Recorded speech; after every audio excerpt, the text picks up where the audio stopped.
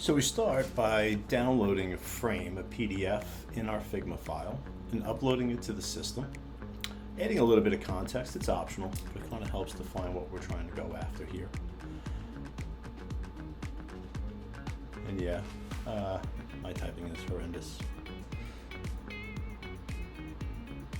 And then we click Run Audit, and the file uploads, and we begin to compare that against our skill that lives within our agent on the server side. So we've just invoked our agent.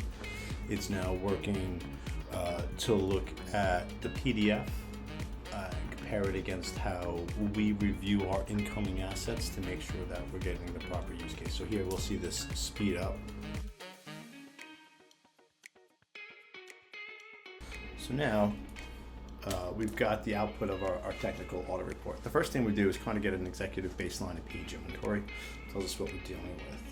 What we're really looking for here are unique layouts, what's the pattern reuse and the atomic audit of what we're dealing with, so a CTA button, a badge, brand logo, etc.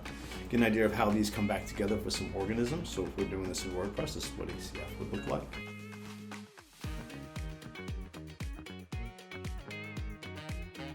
Here's what our structural logic is. Make sure there are no gates. Here's some interactive modules, some notes and questions we should interrogate.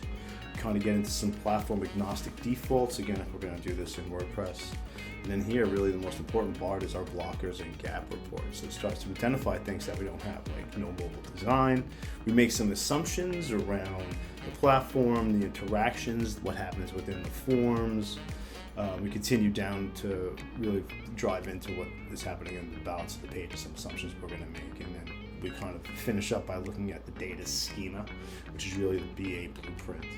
And what's beautiful here is we can download this as a JSON file and use this in our forward estimates to make sure that we're accurately figuring out how to deliver this.